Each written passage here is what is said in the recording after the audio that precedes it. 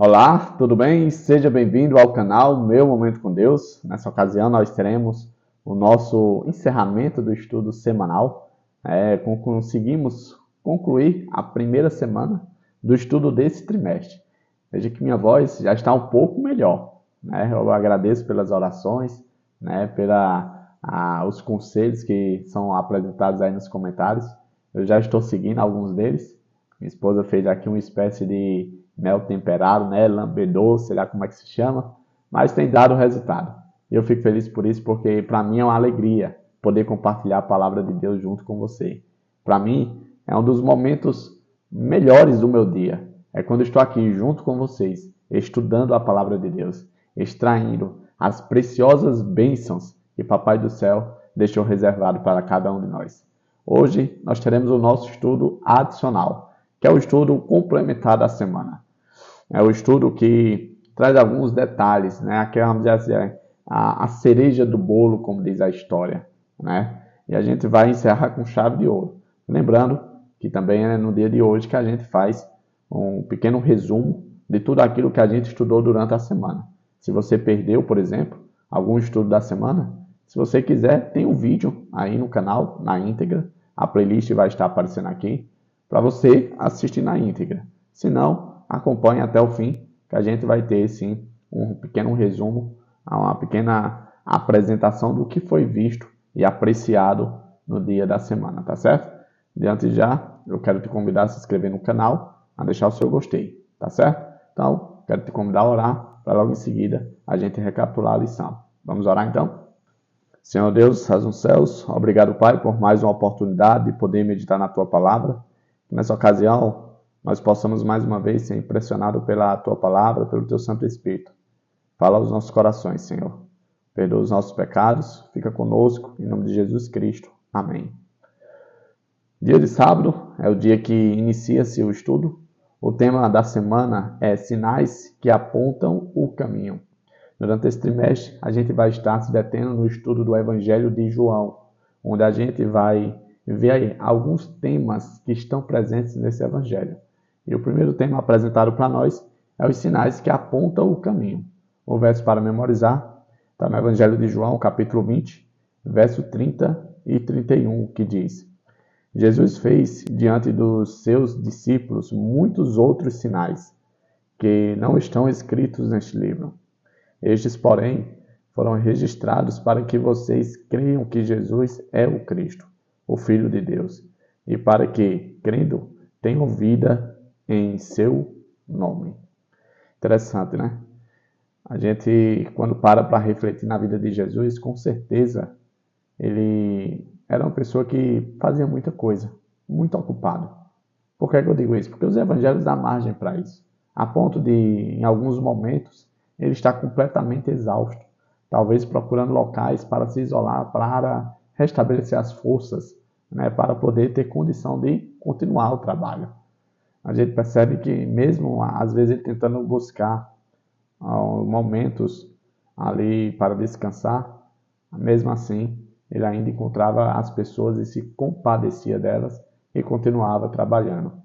E como o evangelista João diz, muitas coisas que Jesus fez não foi registrado, não foi apresentado nos evangelhos. Foram apenas algumas coisas, eventos selecionados. E o propósito desses eventos selecionados que estão descritos nos evangelhos, inclusive no evangelho de João, é com um único propósito: trazer para mim e para você a pessoa de quem Jesus é. E a pessoa de quem Jesus é, ele é o Messias, o Filho de Deus. A gente viu aqui na introdução de sábado, falando exatamente sobre isso, né? A importância de nós entendermos e nós reconhecermos quem é Jesus. Porque se nós não tivermos claro essa resposta na nossa mente, a gente possivelmente pode acreditar os feitos de Jesus para qualquer outra pessoa. E isso é um perigo iminente para mim e para você. No dia de domingo, nós tivemos o primeiro evento, o primeiro sinal registrado ali no Evangelho de João, que testifica que Jesus é o Filho de Deus, que Jesus é o Messias. Foi exatamente no casamento em Caná, né, em que Jesus transforma a água em vinho, em suco de uva, né. Interessante, esse evento marca algo bastante importante. Foi o evento que fez com que os discípulos que estavam ali acompanhando Jesus confirmassem a sua posição com relação a Jesus. O texto dá a entender, e é de forma bem clara, que os discípulos ainda nutriam uma certa dúvida a respeito de Jesus e de seu ministério. E quando eles testemunham aquele milagre, aquele sinal, eles chegam à conclusão: de fato, Jesus é o Filho de Deus. Nesse dia nós falamos sobre a questão do poder de Jesus, né? De não apenas transformar água em vinho, mas o melhor vinho. É tanto que a pessoa que estava responsável pela festa elogiou o noivo, dizendo: olha, não é costume dos casamentos fazerem isso. Você surpreendeu a todos, deixando o melhor vinho para o final. Mal sabia ele que o responsável por aquilo tinha sido um milagre de Jesus. E também falamos sobre a questão da origem da palavra grega utilizada para o vinho apresentado ali. Ela pode tanto ser entendida como suco de uva, sem passar pelo processo da fermentação, como também do vinho fermentado.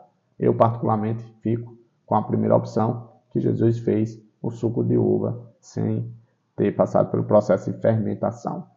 No dia de segunda-feira, nós tivemos o tema O Segundo Sinal na Galileia.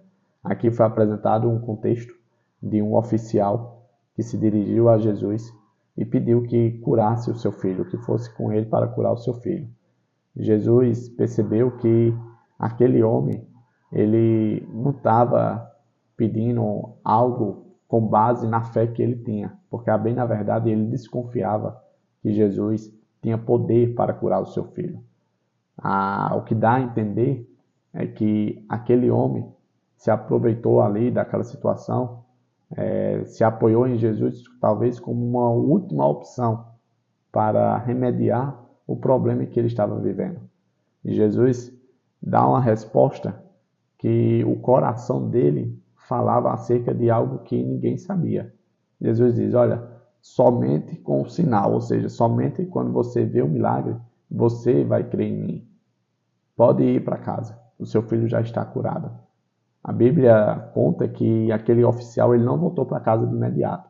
Somente no dia seguinte, quando ele se dirigiu à casa, o servo contou que o filho dele tinha sido curado exatamente no momento que Jesus falou. E por conta disso, após esse evento, após essa confirmação, não somente aquele homem, mas toda a sua casa passaram a crer em Jesus.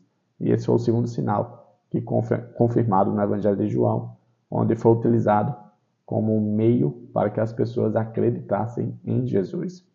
No dia de terça-feira, nós tivemos o tema O Milagre junto ao tanque de Betesda. Ali havia um homem paralítico que há 38 anos estava naquela situação, esperando talvez a vez ou a oportunidade de entrar naquele tanque, porque o pessoal acreditava, né? Havia uma lenda de que a pessoa que entrasse na água, quando a água fosse agitada, ela seria curada ali do seu problema, né? E aí ele fala para Jesus, quando Jesus chega até ele, se agacha e pergunta: você quer ser curado? Ele fala: olha, infelizmente eu não tenho ninguém que me coloque lá. Quando eu vou me aproximando, outra pessoa assume a minha frente e tudo. A gente percebe que aquele homem, ele não conhecia Jesus. Ele não sabia quem era Jesus. E aí Jesus interrompe a fala dele e diz: fica em pé e anda, e pega a tua cama, a tua maca. Naquele momento, o homem poderia desconfiar, poderia dizer: que história é essa, rapaz? Você está zombando de mim? Você está fazendo pouco da minha situação? Mas ao invés disso, ele põe fé e acredita na palavra de Jesus. E ali ele fica em pé. E ele sai feliz da vida, alegre e satisfeito, porque ele tomou a melhor decisão da vida dele. Ele acreditou em Jesus, ele creu em Jesus. E veja que isso é bastante interessante, porque muitas vezes eu e você estamos querendo ver para poder crer. Aquele homem creu e viu. E esse é a ordem perfeita das coisas. No dia de quarta-feira nós tivemos o tema Corações Duros, dando continuidade à história do paralítico de Betesda, que agora não era mais paralítico. Aquele homem estava andando pela cidade no dia de sábado com a sua cama. E de acordo com as leis humanas judaicas, não era permitido no dia de sábado carregar nada. E aquele homem foi repreendido. E aí ele falou, olha, eu estou fazendo isso porque a pessoa que me curou disse que era para me fazer isso. Né? E aí os líderes religiosos ficaram questionando, quem é esse homem? Quem é esse homem? Até que depois Jesus reencontra com ele, se apresenta, e aí depois o homem leva a informação para os líderes religiosos dizendo que era Jesus. E aquelas pessoas ficaram transtornadas, porque Jesus, de certo modo, estava incentivando as pessoas a quebrar a guarda do sábado com base na visão deturpada que eles tinham acerca da observância do quarto mandamento. E ali, dentro do contexto de João, a gente vê isso, como também nos outros evangelhos. Os líderes religiosos tinham essa ideia equivocada acerca de Jesus. Isso demonstrando o quão duro o coração deles estava. Porque ao invés de se alegrar junto com aquele homem, que há 38 anos tinha se libertado da condição de paralisia, eles pegaram aquela situação para usar como argumento para atacar Jesus, para, vamos dizer assim, apregoar uma triste realidade que eles viviam, que era exatamente a inveja, né? A questão de não aceitar. Ou seja, muitas vezes nós perdemos a oportunidade de se alegrar com as bênçãos que Deus dá e que Deus concede a cada um de nós. No dia de quinta-feira, nós tivemos o tema As Reivindicações de Jesus. A gente vê que Jesus separa um tempo ali para se defender, né, das acusações que eram proferidas a ele. E ali ele discorre por um longo momento, né, a gente vê aí que é cerca de 40 versos destacados no Evangelho de João, em que ele faz menção ali sobre a harmonia que ele está entre Jesus e Deus, o Pai, né? A situação em que os líderes fariseus se encontram espiritualmente e a questão espiritual. No dia de quinta-feira a gente viu que existem 4 testemunhas fortes que atestam de quem é Jesus e que afirmam quem é Jesus. O primeiro foi João Batista, que foi uma luz levantada por Deus para preparar o caminho para o Jesus. O terceiro é o Pai, né? O nosso Senhor Deus. O terceiro é os sinais, os milagres. E o quarto é a palavra de Deus, que naquela época eram os 5 livros, os 5 primeiros livros da Bíblia, né? O Pentateuco, os livros de Moisés, a Torá, né? E todos esses 4 estavam em harmonia, afirmando quem de fato era Jesus.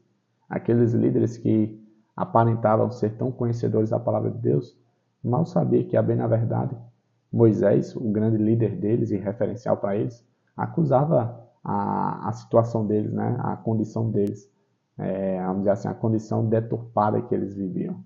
Isso foi um grande choque naquela situação. E aqui Jesus reivindica, vamos dizer assim, a sua posição, o seu direito de ser visto e conhecido como o Messias, como Filho de Deus. E aí nós chegamos na sexta-feira, o nosso estudo adicional. Aqui eu separei 2 pontos que me chamaram a atenção e eu gostaria de compartilhar com vocês. O primeiro ponto diz assim, ó: por meio da mesma fé, podemos receber cura espiritual. Pelo pecado, fomos separados da vida de Deus. Temos a alma paralisada por nós mesmos. Somos incapazes de viver uma vida santa, tanto quanto aquele paralítico era incapaz de andar. Às vezes a gente olha para histórias como essas, de paralíticos e cegos, e esquece que muitas vezes nós estamos vivendo a mesma realidade. Por mais que os nossos membros funcionem, a nossa situação espiritual pode estar na mesma situação do que essas pessoas que tiveram encontro com Jesus. A grande diferença é, nós vamos fazer as mesmas coisas que eles, ou seja, nós vamos ouvir Jesus, nós vamos obedecer Jesus, nós vamos acreditar em Jesus. Veja que Jesus se coloca à disposição de fazer o mesmo milagre na minha e na sua vida. A mesma realidade que eles experimentaram de cura, de libertação, de poder de Deus, está disponível para mim e para você também. A única questão é, nós vamos permitir isso? Para que isso seja uma realidade na minha e na sua vida, é preciso que a gente exerça fé. É preciso que a gente acredite em Jesus Cristo. O outro ponto que eu separei diz assim, ó: Jesus rejeitou a acusação de blasfêmia. Ele disse: minha autoridade para fazer a obra da qual vocês me acusam é o fato de que eu sou filho de Deus, um com ele, em natureza, vontade e propósito. Os líderes fariseus, além de criticar Jesus pela questão dele estar curando no sábado, também acusaram ele de blasfêmia quando ele disse que era um com Deus, né? Que os propósitos de Deus eram os propósitos dele, e tudo aquilo que Deus fazia, ele também fazia, que Deus trabalhava no sábado, ele também deveria trabalhar no sábado, né? E tudo isso foi simplesmente para mostrar que, de fato, Jesus não era qualquer pessoa, não era mais uma pessoa que estava se intitulando como Messias, porque naquela época havia muitas pessoas que se intitulavam Messias. É tanto que as pessoas, quando ouviam que alguém estava anunciando que era Messias, as pessoas já ficavam com o pé atrás. Por quê? Porque era comum, naquela época, alguém se levantar como Messias, como a solução dos problemas dos judeus. E aí, quando Jesus toma para si esse título, isso deve ter chocado. E principalmente a classe elite da religião da época dos judeus. A grande diferença de Jesus para os outros supostos messias que se levantaram é que de fato ele tinha os sinais que acompanhavam o seu ministério. E esses sinais só podiam vir do poder de Deus. E isso demonstrava que de fato ele era um com Deus. O ponto central que eu quero chamar a sua atenção é: existe alguma dúvida na sua vida de quem Jesus é? A outra pergunta que eu faço é: quem tem sido Jesus na sua vida? Qual o espaço ele tem ocupado na sua vida? Ele é o seu Messias? Ou seja, a pessoa esperada por você? Ou ele não tem o lugar devido, o lugar de destaque na sua vida? Nós precisamos refletir sobre isso, porque durante toda essa semana nós vimos aí pelo menos 3 sinais, 3 milagres diferentes, dentre muitos que estão apresentados na Bíblia, que apresentam quem é Jesus. Qual é o propósito de Jesus? O que é que ele representa?